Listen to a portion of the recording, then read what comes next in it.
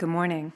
The hearing board of the South Coast Air Quality Management District is in session. Today is Thursday, November 29, 2018.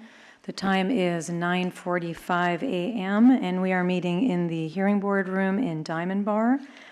We have a general meeting for later in the afternoon or later in the morning or afternoon, depending upon the timing.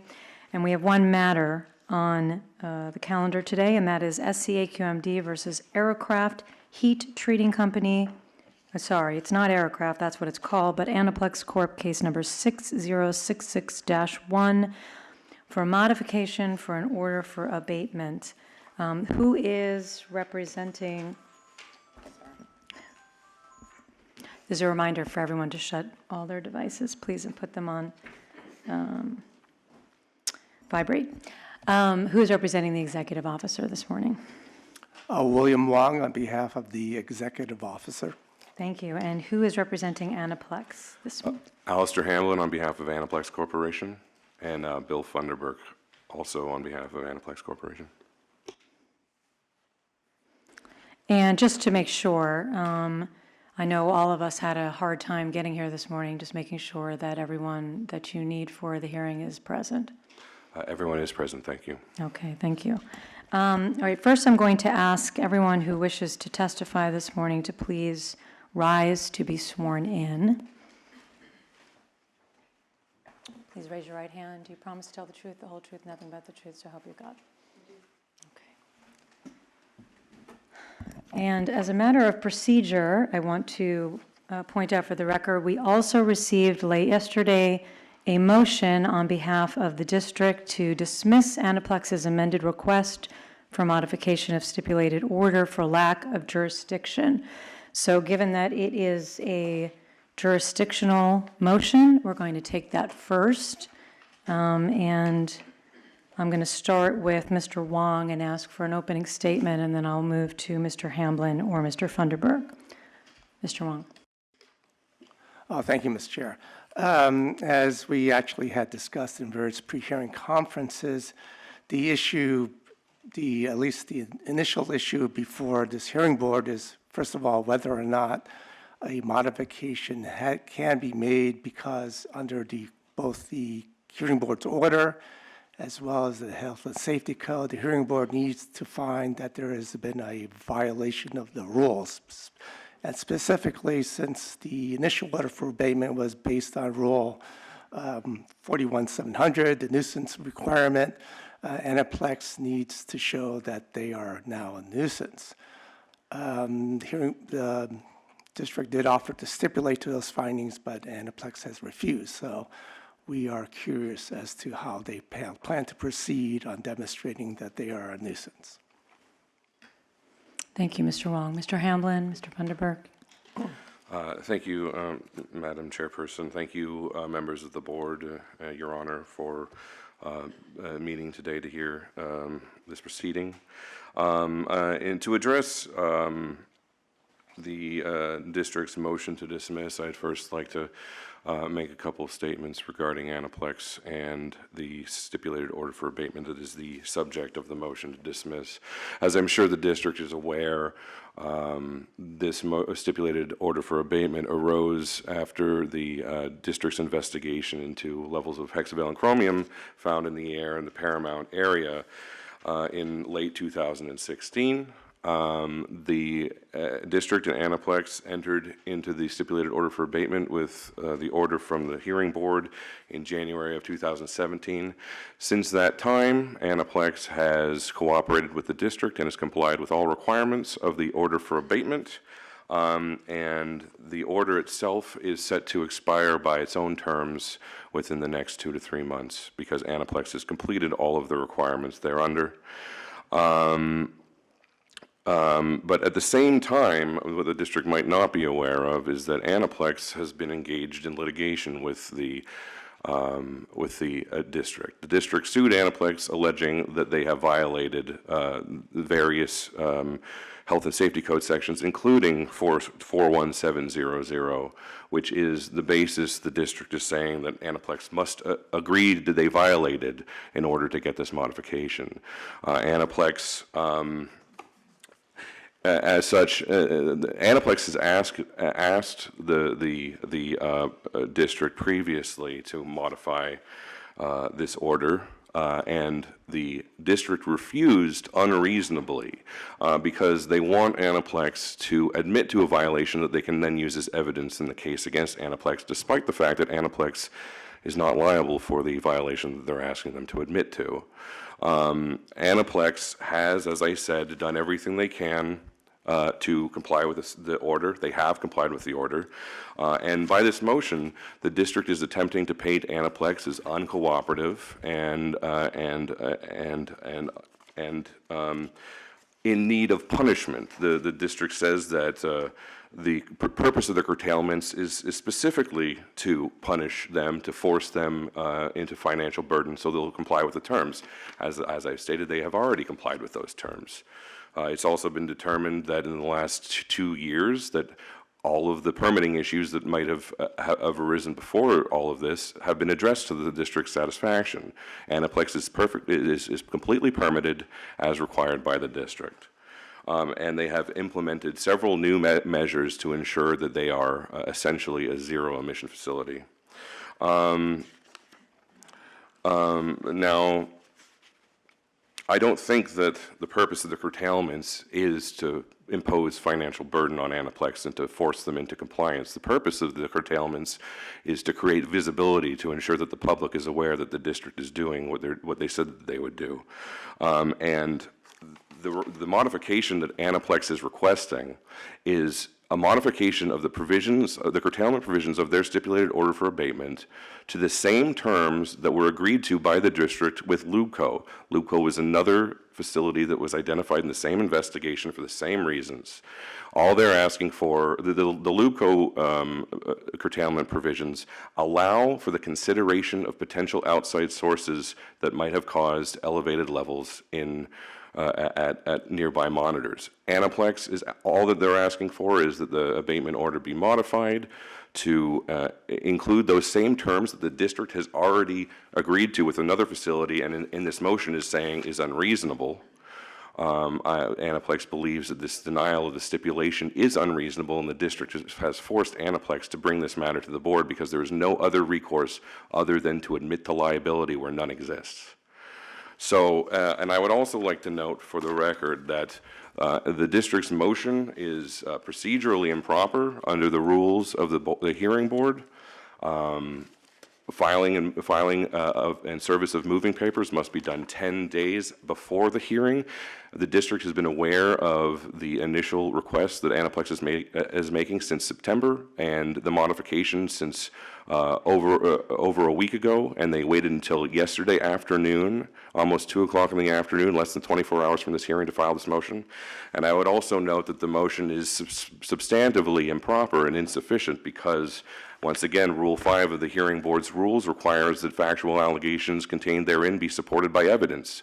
There is no evidence attached to this motion. The only thing referred to is our request, and the request doesn't establish anything that they've alleged in terms of Anaplex's need to find a violation.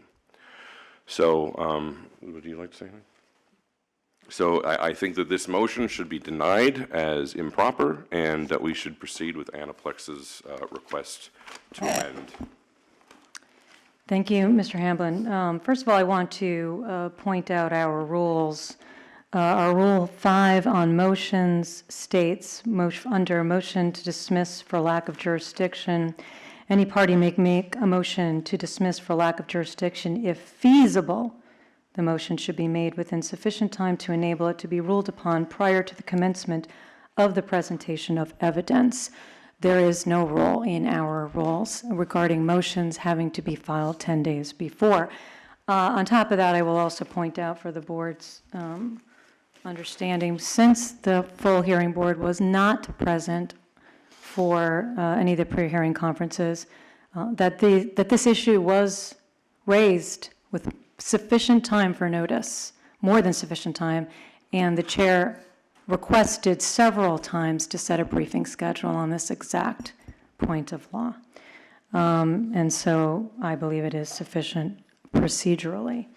I also want to point out that I allowed Mr. Hamblin to talk about the merits of the case because I think improperly Mr. Wong raised the merits of the case in the motion to dismiss, and I think you have an opportunity to respond to that. However, I want to refocus the board on the initial issue, which is actually a legal issue, and that is whether or not we have jurisdiction to modify this stipulated order for abatement in the absence of either a stipulation of the parties as to the modification, or as Health and Safety Code 42451 requires, as does paragraph 11 of the standing order for abatement, that we make a finding of violation. And so with that, I don't know, Mr. Wong, if you'd like to make a reply statement, or if we should just go into deliberations amongst the Well, board members. there are some inaccuracies made by Mr. Hamill, which I should probably correct for the record, and there are quite a number of them. First, the district is aware of the class action lawsuit that Anaplex has filed. In fact, they are, in some sense, consolidated with our action against Anaplex. Mr. Wong, could you speak a little bit sorry louder, or about perhaps right into the microphone? I don't know. Yes, It's sorry hard, about hard that. to hear you. So the district is aware of the class action lawsuits that have been filed against Anaplex as well as other facilities in Paramount. The district also filed an action against Anaplex and for a nuisance violation, which have occurred in the past. So these are all past violations. So they are not. This hearing is not intended to bolster those past violations. In addition, let's see, Mr. Hamill also indicated that, let's see now.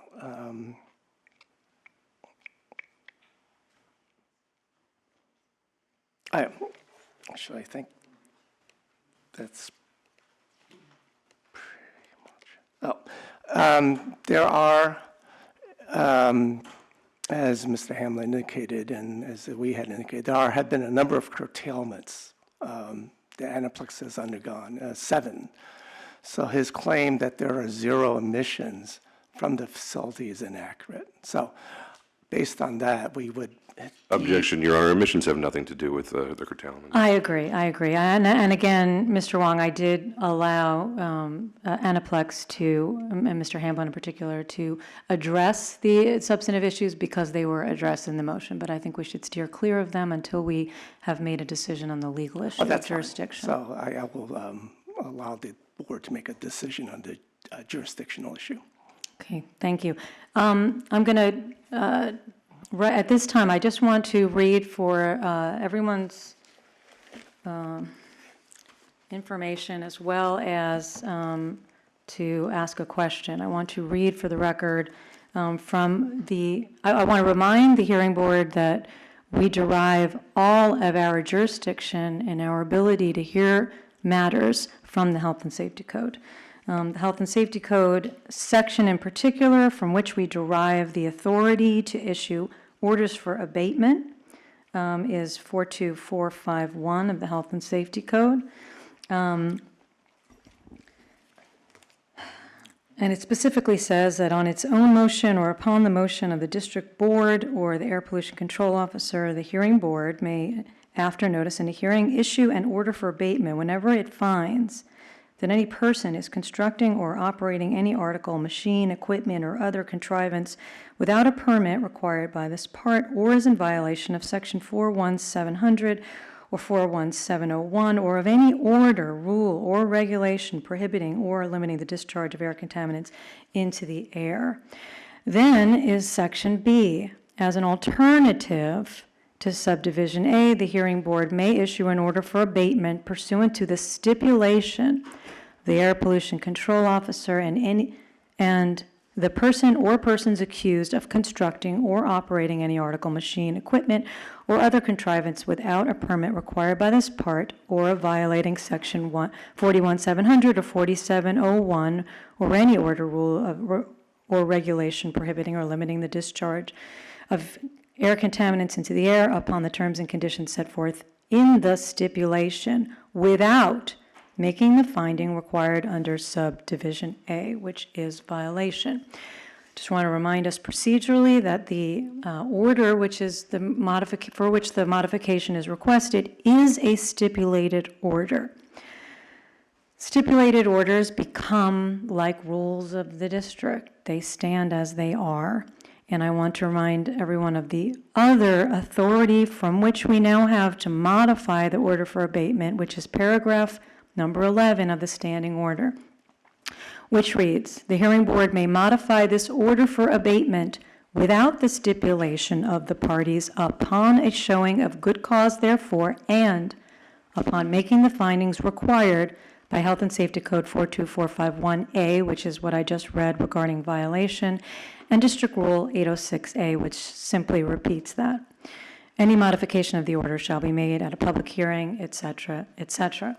And so my question to Anaplex before we go into deliberation is there any other section or code section of the Health and Safety Code or rule or regulation of the district which you'd like to point out before we deliberate that you could draw upon for the authority of this board to modify this order? Oh, well, I would just like to note that this order is a stipulated order for abatement, and that it is that Anaplex agreed to the initial order, and Anaplex has also requested in their request for modification to amend the modification provision to allow Anaplex to agree to further changes by the hearing board without finding a violation, because Anaplex is put into a position where they must now prove a standard higher than they had to prove for the initial order to have a modification, even when the order itself is hurting Anaplex. And Anaplex has not actually committed a violation. We are requesting that the board allow the modification of the modification provision to allow Anaplex to agree to the change. So therefore, the board doesn't have to find a violation, and Anaplex isn't unnecessarily punished for agreeing to a violation that they didn't agree to. Mr. Hamblin, do you have a code section or a rule which would allow us to modify a stipulated order in order to make a further modification, as you are requesting? At this time, Anaplex has not violated any of the district's rules. Okay.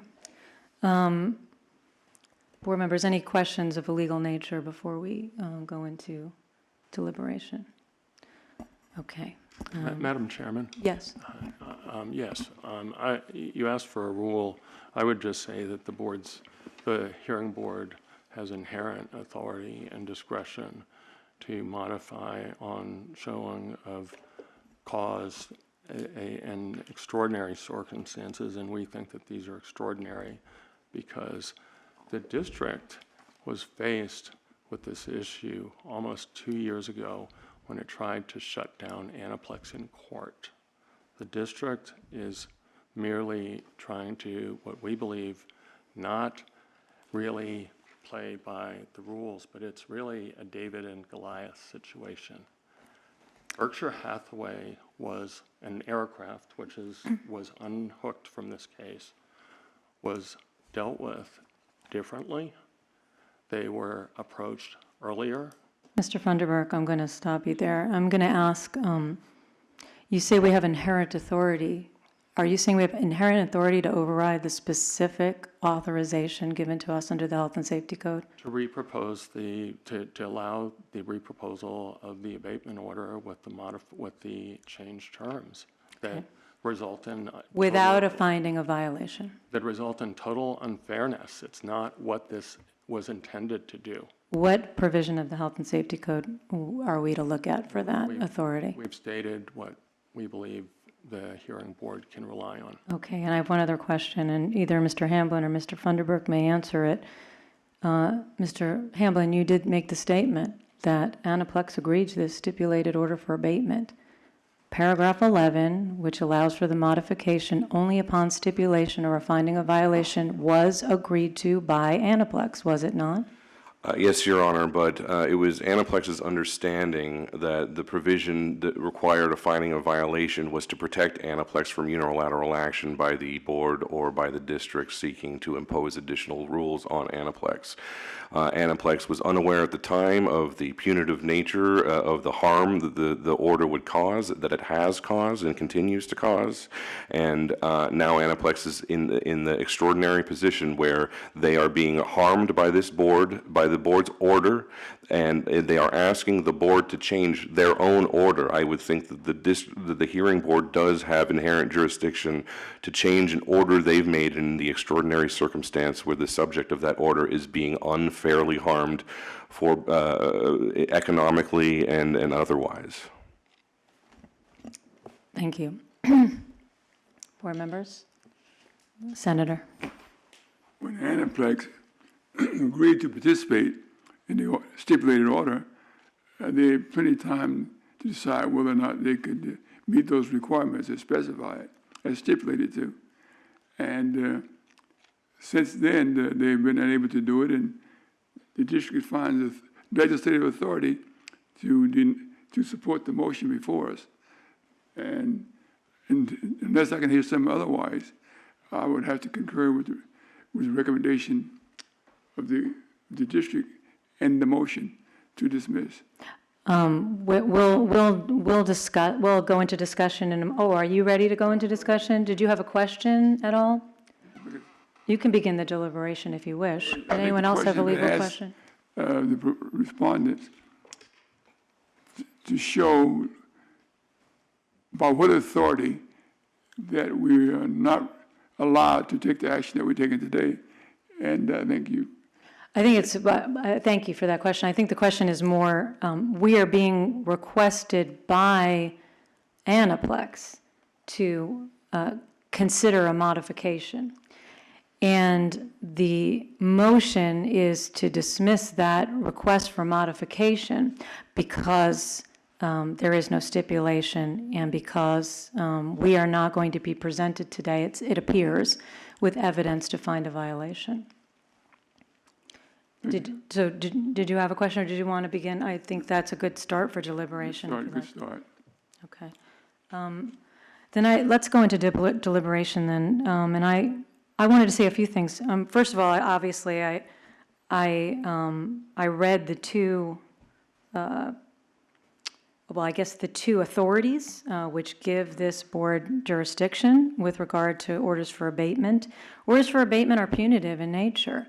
Orders for abatement are not ever granted by this board without a finding of violation on the part of a facility, which makes sense. If a facility is not in violation, there should be no order. Stipulated orders are allowed under the Health and Safety Code where there's stipulation by both parties, and in that case, violation does not need to be found. Generally, what we find in paragraph 11 is what we put in every stipulated order for abatement. It merely lays out the understanding of this board of what is in the Health and Safety Code, which is, yes, we can have a stipulated order. However, if we want to modify it later on, either there needs to continue to be stipulation of both parties, not just consent on one side or the other, or we have to start from ground zero, and we have to start all over again, and if we want to modify an order, we need to be able to find that there is a violation with which to make that modification. I think the request today is more along the lines of something we just don't have jurisdiction to hear. From what I'm hearing is Anaplex feels that in their minds, the enforcement of the order, and again, the order becomes like any other rule or regulation of this district when it is granted by this board, that the enforcement of it is somehow unreasonable, unfair. Well, just like we could not hear any case from scratch saying that there's some unfair enforcement by the district of any rule or regulation of this district, we cannot hear that kind of a case. No authority was given, and I don't see any authority that we have.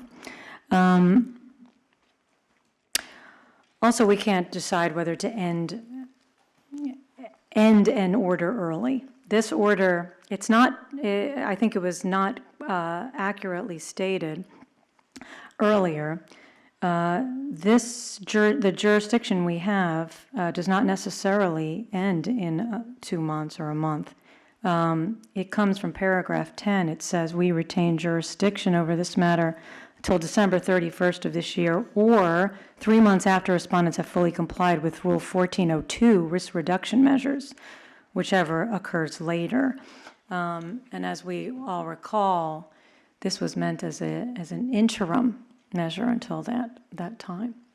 So I don't know where we are in that. It might be that that's ending in 3 months. I don't know factually, but regardless, it's not once the specific conditions are met in this order. Excuse me, Madam Chair. I just want to comment on that because you stated that it was 1 to 2 months, but his opening statement said a few months and 2 to a few months, and there's a reason for that. I just wanted to provide an explanation for the board, if I could. It's okay. We're not at that point. The point, I don't think it's a point that needs to be made in order But to you find brought jurisdiction. it up in response to, you brought it up in response to him, so I want to correct you. The fact is that the risk reduction measures have been completed. and Okay, that's why you made the Mr. Funderburk, we have not received evidence But- one way or another. But My you chose point- to comment on it. Excuse and me, it was Mr. incorrect. Funderburk, thank you. Point of order. I'm merely stating what it says in paragraph 10. I'm very clear that I do not have the facts. We have not had the evidence as to where we are and whether the jurisdiction will end or not. Merely stating we don't have any evidence one way or the other, and we're not ending an order early because we don't have the jurisdiction to do so.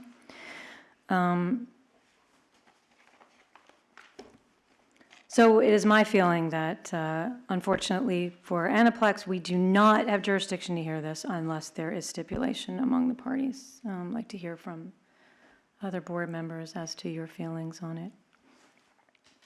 Mr. Balagopalan.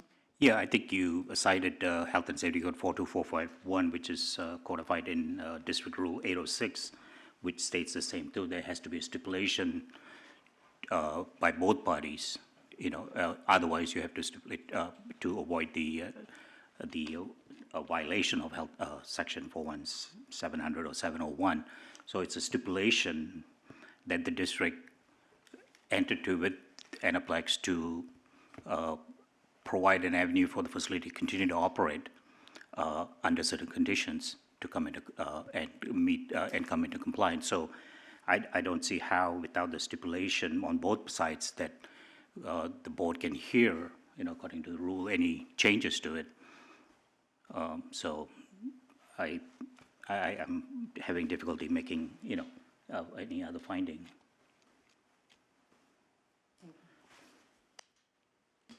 Anyone else have any thoughts? Ms. Byrd? As you were asking questions earlier of the attorneys, I was waiting to hear something other than what was pointed out as that provides us with the authority to make to have a modification, but I didn't hear anything, so I don't know how much discussion there needs to be had. I don't know. I don't see how I don't know what discussion needs to be had. We haven't seen anything. All we have is what is given to us in 42451 and Rule 806. And that was agreed to in the stipulated order, so I don't see that we would do anything any differently. If there is no more discussion, then I will make a motion. Oh, sorry, Senator. In the motion to dismiss, that Anaplex requests the hearing board to modify paragraph 11 so that only Anaplex written consent of the modification is required in lieu of finding a violation. That's saying you're never going to have another stipulation. If Anaplex if it's amended to allow Anaplex to give a written consent, given the circumstances of the case, that's not likely to occur, so therefore we support the motion. I'm glad you pointed that out. I want to make that point since it was argued by Anaplex. At this point in the procedural motion, I don't think it's relevant to get into the actual substance of each of the requested modifications, but I do think it is relevant in that it is improper for Anaplex to ask this board to modify to allow for an easier modification. It's still the same question, and it is still the same hurdle, and that hurdle is still of the same height, regardless of what is being requested. We cannot modify an order without the authority to do so in order to allow us for an easier modification. And so it is for the same reasons that I believe that we do not have the authority to make that modification as the other modifications. Can I just address that briefly? Anaplex isn't asking for an easier modification. They would still rely on the board's decision on whether or not their request was reasonable. But they're in a situation where there's being an unreasonable denial of a stipulation. Mr. Hamblin, my point being, we cannot modify in that way, just as we cannot modify in any other substantive way without the authority to do so. So the question is the same procedurally. You can't retroactively change what you agreed to so that we now can modify without stipulation in order to modify without stipulation. Okay, so with that said, unless there's any other discussion, I'm going to make a motion in the matter of South Coast Air Quality Management District versus Aerocraft Heat Treating, Anaplex Corporation. Case number 6066-1.